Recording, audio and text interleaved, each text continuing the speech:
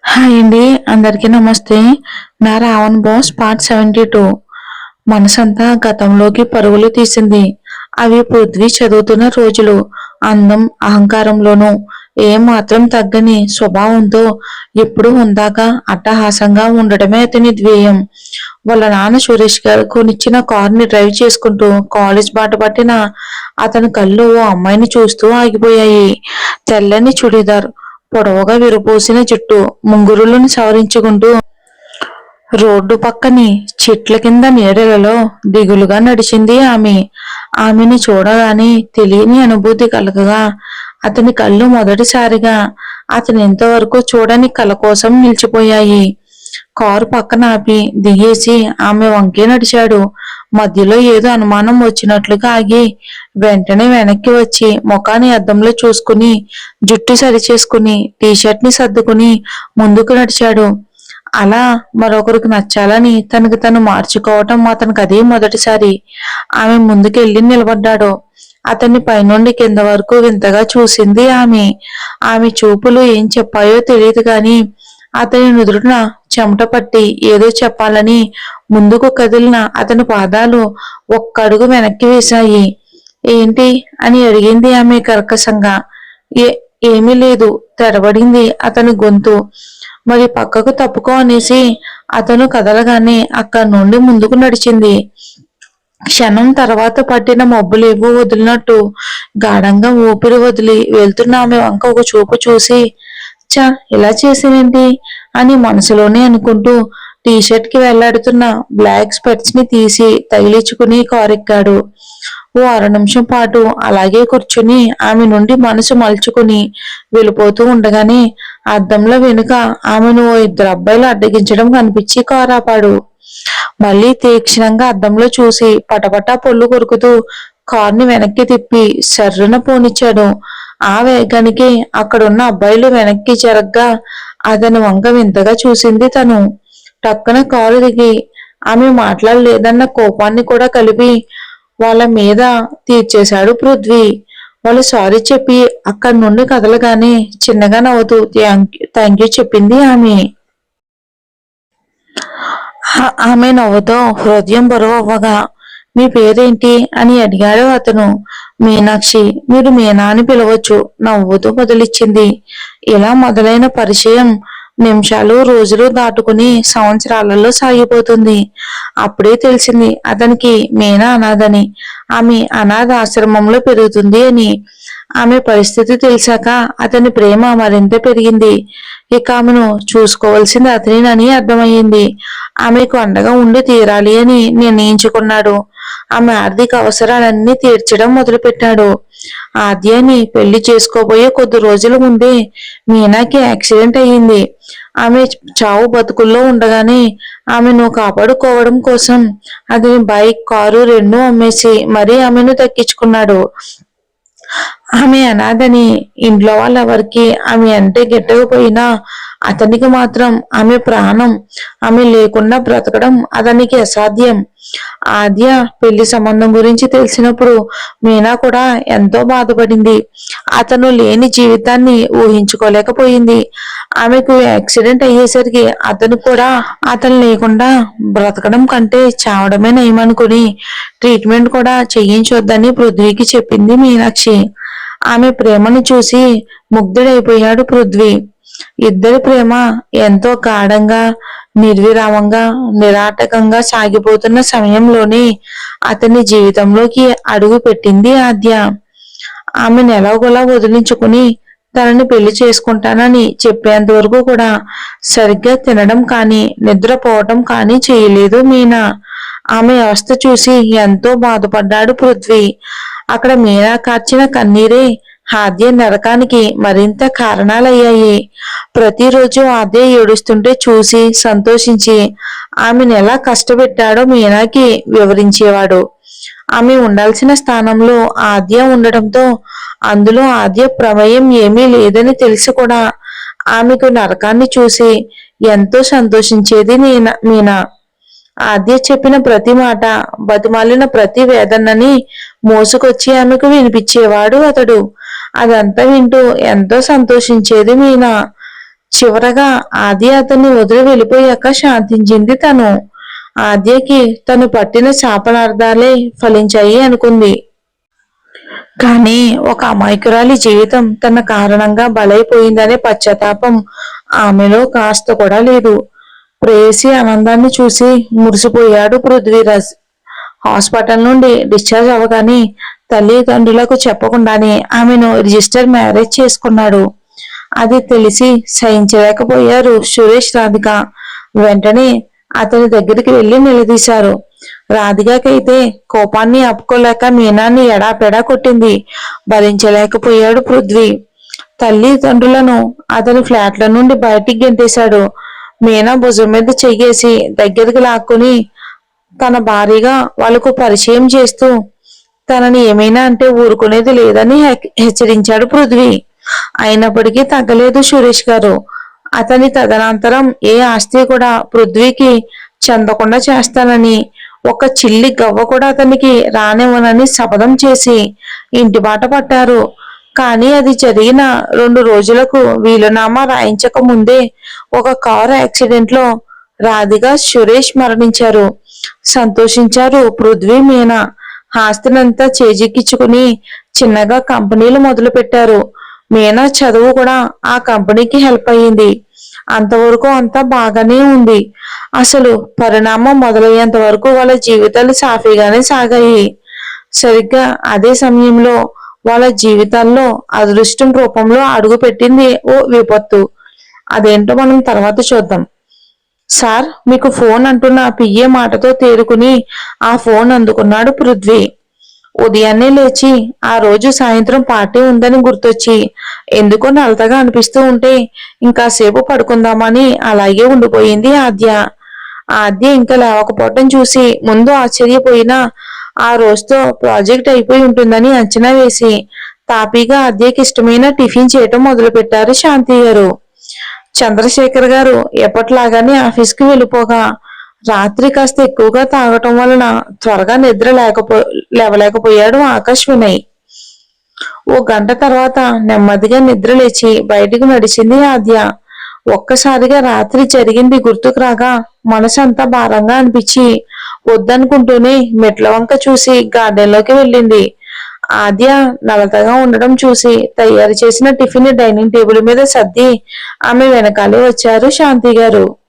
అప్పుడే fresh up అవడానికి లోపలికి వెళ్ళబోతున్న ఆద్యకి శాంతి గారు ఎదురవగా ఏంటమ్మా అని కాస్త విసుగ్గానే అడిగింది ఆద్య.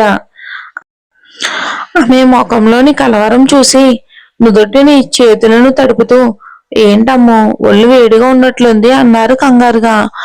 ఏం లేదమ్మా, నేను ఫ్రెష్ అప్ అయి వస్తా అంటూ ఆమె కదలగా సరే త్వరగా రా, మీకు ఇష్టమని సేమియా పాయసంతో పాటు ఉల్లి దోశ చేశా అని కళ్ళల్లో ఆనందం కనబరుస్తూ చెప్పారు ఆవిడ. తనకిష్టమైన పదార్థాల పేర్లు విని తొలిసారిగా ఆద్య నోట్లో నీళ్లు ఊరాయి. చిన్నగా నవ్వుతూ ఆవిడ వంక చూసి సరే అమ్మా అంటూ లోపలికి వెళ్ళింది ఆద్య. ఆమె నవ్వుని చూసి సంతోషం వేసిన అప్పుడే కోపం, చిరాకు, మళ్ళీ అప్పుడే ఆమె ముఖంలో ప్రశాంతతను చూసి ఆశ్చర్యమేయగా కారణం కోసం వెతుకుతూ లోపలికి వెళ్లారు శాంతి గారు. ఇక ఫ్రెష్ అప్ అయ్యి బయటికి వస్తూ ఉండగానే కిందకి వచ్చారు ఆకాష్, వినయ్. ఆకాష్ వైపుగా చూసి మొదటిసారి ఆమె కళ్ళు ఆలిపోయాయి. ఎప్పుడూ అతనికి ధీటుగా కళ్ళల్లో కళ్ళు పెట్టి చూసే ఆద్యకి ఈసారి చూపులను నేలవాల్చక తప్పలేదు. అలా వాలిపోవటం ఆమెకు అస్సలు మనసుకు అంగీకరించలేదు. నిశ్శబ్దంగానే కూర్చుంది. వాళ్ళు రాగానే పలకరించి వాళ్ళను కూడా కూర్చోబెట్టారు శాంతి గారు. మీకెందుకంటే శ్రమ, వంట మనుషులున్నారుగా అని అన్నాడు వినయ్. ఉన్నారు కానీ అమ్ముకి నేను చేస్తేనే నచ్చుతుంది బాబు అని ఆద్య వంక చూసి నవ్వుతూ చెప్పారు ఆవిడ. ఆమె ఎలా అనగానే గుర్రుగా ఆవిడ వంక చూసి టక్కున ఆకాశ్ వంక చూసింది. అతను చాలా నార్మల్ గా ఉండడం చూసి ఆశ్చర్యం వేసింది. గాఢంగా ఊపిరి పీల్చి వదిలింది. అప్పుడే సేమియాని నోట్లో వేసుకున్న వినయ్ ఇవేమీ పట్టించుకోకుండా నిజంగానే చాలా బాగా చేశారండి. ఆద్య వాళ్ళు ఈ రోజు మాకు కూడా మీ చేతి వంట తినే అదృష్టం దక్కింది అన్నాడు వినయ్. అయ్యో ఎంత మాట, నీకు ఇవే నచ్చితే ఈ రోజు నుండి నీ కోసం కూడా చేస్తాను వినయ్ అన్నారు ఆవిడ నవ్వుతూ. అమ్మో, రోజు మీరు ఇంత బాగా వండారంటే కంట్రోల్ చేసుకోవటం చాలా కష్టం అండి. సిక్స్ సిక్స్ ప్యాక్ ఉన్న వాళ్ళం కాస్త ఫ్యామిలీ ప్యాక్ అయిపోతాం. ఆ తర్వాత అమ్మాయిలు మమ్మల్ని అస్సలు పట్టించుకోరు. ఈ రోజుల్లో మన అదే తప్ప అమ్మాయిలందరూ కమర్షియల్ అయిపోయారు ఆంటీ అని నవ్వి ఆకాశ్ వంక చూసి, ఏరా అంతేగా అంటూ నవ్వాడు వినయ్. ఆ మాటతో ఏమనాలో తెలియక ఆకాష్ కి పలుమారుగా ఆద్య ఉలిక్కి పడింది.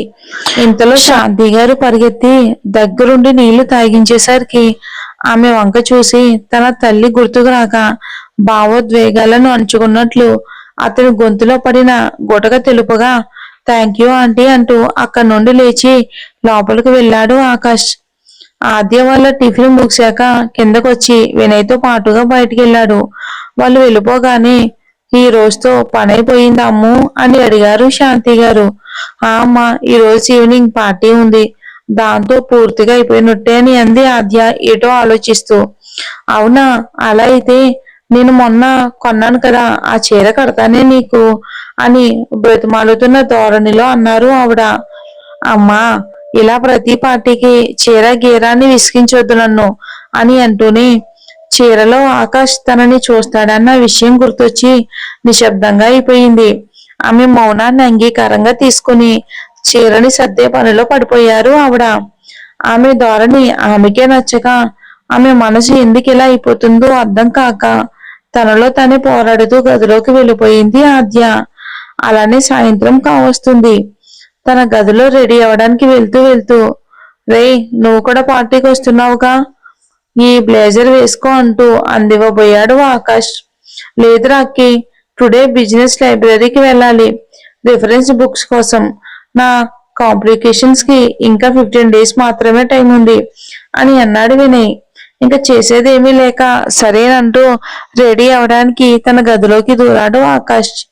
కాసేపటి తర్వాత వినయ్ కూడా వెళ్ళి ఆకాష్ కి కావలసినవన్నీ అందిస్తూ కబుర్లు చెప్పాడు. కింద ఆద్యాన్ని తనకు నచ్చినట్లుగా ముస్తాబు చెయ్యాలని చూస్తున్న శాంతి గారికి అడ్డు తగులుతూ చీర కట్టుకున్నా సరే చాలా సింపుల్ గా తయారయ్యింది ఆద్య. ఆ అబ్బాయితో మాటి మాటికి గొడవ పడకే అమ్ము అంటూ ఆద్య చేతికి జుంకి అందిస్తూ అన్నారు ఆవిడ. కనీసం పార్టీలోనైనా ఆద్యతో సవ్యంగా ఉండరా అని ఆకాష్కి ఇస్తున్న పర్ఫ్యూమ్ ని చేతిలోకి తీసుకుంటూ చెప్పాడు వినయ్. అక్కడ ఆద్య శాంతి గారికి, ఇక్కడ ఆకాష్ వినయ్కి ఒకే రకమైన సీరియస్ లుక్ ఇచ్చి గదుల్లోంచి బయటికి నడిచారు. మెట్ల వంక చూసి ఆకాష్ ఇంకా రావట్లేదని నిశ్చయించుకుని అతను రాకముందే వెళ్ళిపోవాలి అని వడివడిగా అడుగులు వేస్తూ ఉండగానే, ఏంటి పరిగెడుతున్నావు అని అడిగింది ఓ గంభీరమైన గొంతు. ఆ గొంతు ఆమె గుర్తుపట్టలేనిదేమీ కాదు. టక్కున ఆగిపోయాయి. వెనక్కి తిరిగి, పార్టీకి వెళ్తున్నాను, క్యాబ్ వెయిట్ చేస్తుంది అంది తడబడుతూ. ఆమె మాటలను పట్టించుకునే స్థితిలో లేడు ఆకాష్. లేత గులాబీ రంగు చీర, బంగారపు బ్లౌజ్ లో మెరిసిపోతున్న ఆమెను చూస్తూ అలాగే ఉండిపోయాడు.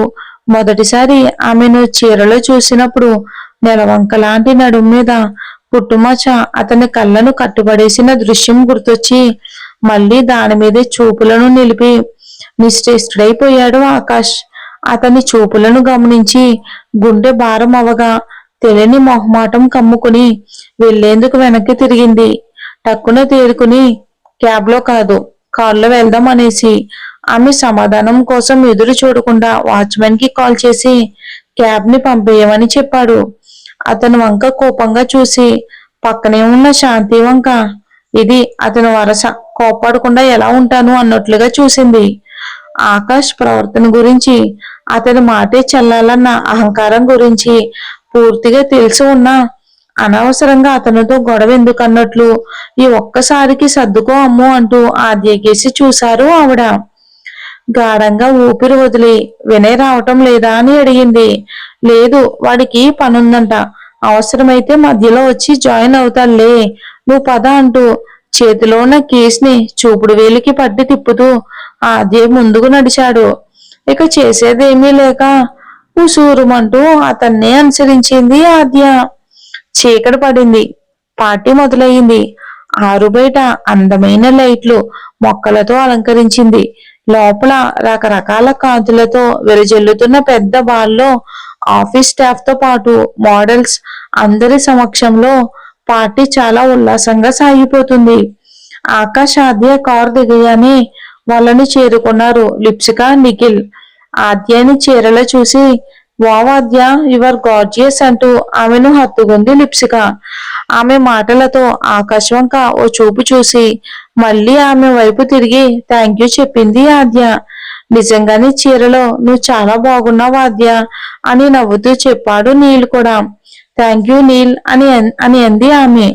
సరే ముందు లోపలికి రండి, పార్టీ కూడా స్టార్ట్ అయిపోతుంది అంటూ లోపలికి నడిచారు. వెళ్తున్నంత వరకు ఎదురుపడిన అందరూ కూడా ఆద్యాన్ని మెచ్చుకుంటూనే ఉన్నారు, ఒక్క ఆకాష్ తప్ప. కాస్త దూరం నడిచి లోపలికి అడుగు పెడుతూ ఉండగానే ఏ రాక్షసి, ఈ రోజు శారీ ఎందుకు కట్టావు అని అడిగాడు ఆకాష్.